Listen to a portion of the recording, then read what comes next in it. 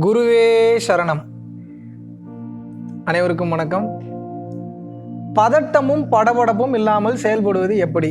இது ஏகப்பட்ட பேருக்கு இருக்கக்கூடிய பிரச்சனை. ஆங்ஸைட்டி, டிப்ரெஷன், ஸ்ட்ரெஸ்ஸு எங்கே போனீங்கனாலும் இருக்குது இன்னைக்கு. ஏன்னா அது வேணும்னு இழுத்துக்கிறது இல்லை. அடுத்து என்ன நீங்கள் ஓடினீங்கன்னாவே அது தேடி வந்து உட்காந்துக்கோங்க உடம்புக்குள்ள. நீங்கள் ஒன்றும் பண்ண வேணாம். அப்போது இந்த ஆங்ஸைட்டி, டென்ஷன்னு, டிப்ரெஷன், கவலை, இது எல்லாமே ஒருத்தனை சூழும்போது இதுலேருந்து எப்படி வர்றதுன்னு தெரியாமல் ஒரு படபடப்பு, ஒரு டென்ஷன்லேயே தன்னோட வாழ்க்கையை வாழ்ந்துக்கிட்டு இருப்பான். அவசரத்துக்குள்ளே கை விட்டா அண்டாக்குள்ளே கூட கை போகாது அப்படிம்பாங்க. அது உண்மைதான், நான் இல்லைன்னு சொல்லவே இல்லை.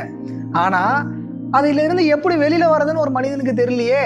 இதை நீங்கள் கண்டுபிடிச்சிட்டு தானே ஆகணும். இதை நம்ம தெரிஞ்சுக்கிட்டு தானே ஆகணும். இதுக்கு தேவை ஒரே ஒரு புரிதல் தான். இந்த சின்ன அண்டர்ஸ்டாண்டிங் இருந்ததுன்னா போதும். நீங்கள் இதை உண்மையை உணர்ந்து இதை நீங்கள் ஆமான்னு அக்செப்ட் பண்ணிட்டீங்கன்னா போதும். நான் சொல்கிறேன்றக்கா நீங்கள் அக்செப்ட் பண்ண வேணாம். இதில் இருக்கிற உண்மையை உணர்ந்து நீங்கள் அக்செப்ட் பண்ணிக்கிட்டீங்கன்னா போதும். இந்த அக்செப்டன்ஸ், அந்த சரண்டர் ஆகும்போது அந்த நிம்மதி உங்களுக்கு கிடைச்சிடும். தயார்னா நான் சொல்கிறேன் உங்களுக்கு. இந்த படபடப்பு, டென்ஷன், ஆங்ஸைட்டி எப்போ வரும் அப்படின்னா, அது கரெக்டாக நடந்துருமோ, ஒருவேளை நடக்கலைன்னா என்ன பண்ணுறது, நம்ம சரியாக செஞ்சுருவோமோ, ஒருவேளை சரியாக செய்யலைன்னா என்ன பண்ணுறது, இது எங்கேயாவது ஒரு பிரச்சனையில் கொண்டு போய் விட்டுருமோ, கார் எடுக்கிறோம் கரெக்டாக போய் சேர்ந்துட்டோம்னா பரவாயில்ல, போய் சேரலைன்னா என்ன பண்ணுறது, ஆப்போசிட்டில் வரவன் நெகட்டிவாக வந்துட்டானா என்ன பண்ணுறது, இந்த என்ன பண்ணுறது அப்படின்றது எல்லாமே எதை நோக்கி இருக்குன்னு வந்து பார்த்தீங்கன்னா ஃப்யூச்சரை நோக்கி இருக்கும். இந்த பதட்டம், படபடப்பு, டென்ஷன், டிப்ரெஷன் இன்னொரு இடத்துல இருக்கும். நல்லா கவனிங்க. அன்னைக்கு அப்படி நடந்துருச்சுச்சா, அன்னைக்கு அப்படி நடக்காமல் இருந்திருக்கலாம். ஒன்று, ஒருவேளை அன்னைக்கு நான் வேற மாதிரி ரியாக்ட் பண்ணியிருந்தேன் அப்படின்னா அன்னைக்கு அப்படி ஒரு பிரச்சனையும் நடந்திருக்காது. 2, அவங்க எப்படி அன்னைக்கு அப்படி பேசலாம். 3, என்னதான் இருந்திருந்தாலும் அன்னைக்கு அப்படி ஒரு சம்பவம் நடக்காமே இருந்திருக்கலாம். 4, இதை நல்லா கவனிங்க. இதெல்லாம் இறந்த காலத்தில் இருக்கும். ஸோ உங்கள் படபடப்பு, டென்ஷன், கவலை இது எல்லாத்துக்கும் காரணம்னு வந்து பார்த்தீங்கன்னா ஒன்று இறந்த காலமாக இருக்கும், இல்லை எதிர்காலமாக இருக்கும். நிகழ்காலத்தில் உங்களுக்கு பிரச்சனையே இருக்காது. நீங்கள் நிகழ்காலத்தில் எப்படி இருப்பீங்கன்னா, இந்த இறந்த காலத்தையும் எதிர்காலத்தையும் நினச்சி நிகழ்காலத்தில் படபடப்பாக, டென்ஷனாக, பதட்டமாக இருக்கீங்க. இவ்வளோதாங்க விஷயம். அப்போ நீங்கள் இதில் புரிந்து கொள்ள வேண்டியது ஒன்று தான். நீங்கள் எப்போல்லாம் நிகழ்காலத்தில் இருக்கீங்களோ, உங்களோட 100% நிகழ்காலத்தில் இருந்தீங்கன்னா உங்களுக்கு படபடப்பு, ஆங்ஸைட்டி இருக்காது. இப்படி ஆகிடுமோ அப்படி ஆகிடுமோன்னு நினச்சிங்கன்னா முடிஞ்சு போச்சு. நீங்கள் அப்படி நினைக்கலாம். ஆனால் எப்பயுமே அப்படியே நினச்சிட்டு இருந்தீங்கன்னா என்ன பண்ணுறது? ஃப்யூச்சரில் இப்படிலாம் பிரச்சனை வந்ததுன்னா என்ன பண்ணுறதுன்னு நினச்சா அதுக்கு உண்டான சொல்யூஷனை ஏற்படுத்தி வைப்பது மிகவும் சாலச் சிறந்தது. ப்ரீகாஷனாக இருப்பது சந்தோஷம். பாஸ்ட் டென்ஸில் இப்படி ஒரு பிரச்சனையை பண்ணிட்டேன், இப்படி ஒரு தப்பு பண்ணிட்டேன், ஃப்யூச்சரில் இது பிரச்சனையாக வந்ததுன்னா வரக்கூடாது, அப்போ நான் கரெக்டாக இருக்கணும்னு நினைக்கிறது சாலச் சிறந்தது. நான் அதையும் வேண்டானே சொல்லலை. ஆனால் எதை வேண்டான்னு சொல்கிறேன்னா, எப்பயுமே பாஸ்ட் டென்ஸையும் ஃப்யூச்சர் டென்ஸையும் நினச்சிக்கிட்டு ப்ரெசன்ட் டென்ஸில் எப்போ தான் வாழ போகிறீங்க? இதுதான் உங்களுக்கு வாழ்க்கையில் பிரச்சனையே கொண்டு வரும்.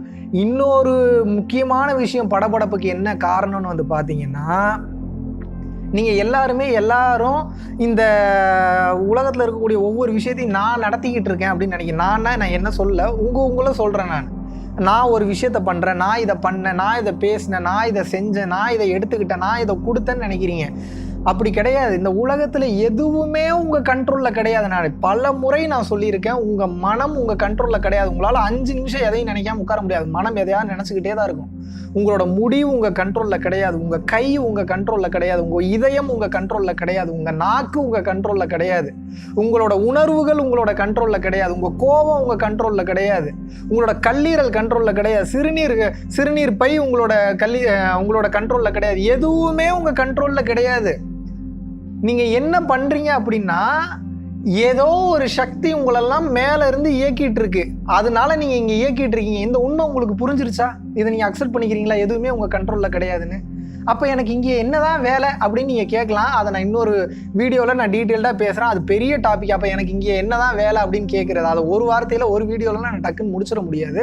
நீங்கள் இதை மட்டும் புரிஞ்சுக்குங்க. இப்போதைக்கு படபடப்பு, டென்ஷன், ஆங்ஸைட்டி வேணாம் அப்படின்னா, இந்த உலகத்தில் எதுவும் என் கண்ட்ரோலில் கிடையாது, வேற ஏதோ ஒன்று என்னை இயக்கிட்டு இருக்கு அப்படின்ற புரிதலுக்கு நீங்கள் வந்துட்டீங்கன்னாவே முதல்ல அந்த படபடப்பு குறைய ஆரம்பிக்கும். சரி, ஏதோ ஒன்று இயக்கிட்டு இருக்கு, நான் இயங்கிட்டு இருக்கேன் அப்படின்னு வரும். அப்புறம் டென்ஷன், தேவையற்ற டென்ஷன் கம்மியாகும்.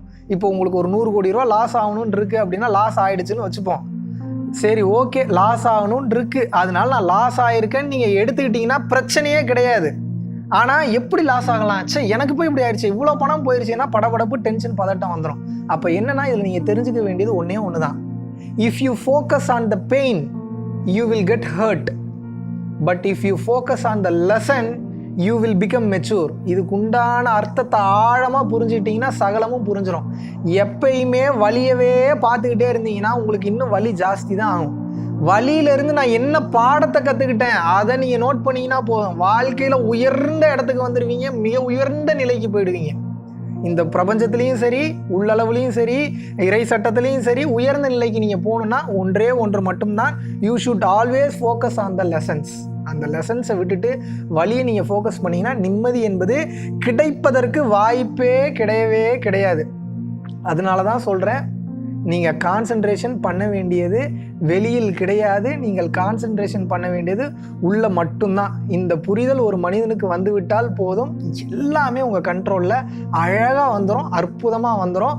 ஸோ நீங்கள் படபடப்பதற்கும் அந்த ஒரு பதட்டத்துக்கும் காரணம் என்னன்னு வந்து கேட்டீங்க அப்படின்னா, எல்லாத்தையும் நான் பண்ணுறேன்னு நீங்கள் நினச்சிட்டு இருக்கீங்க. அந்த எண்ணத்தை விட்டுருங்க. ஏதோ ஒன்று உங்களை இயக்கிட்டு இருக்கு, அதனால் நீங்கள் இயங்கிட்டு இருக்கீங்க.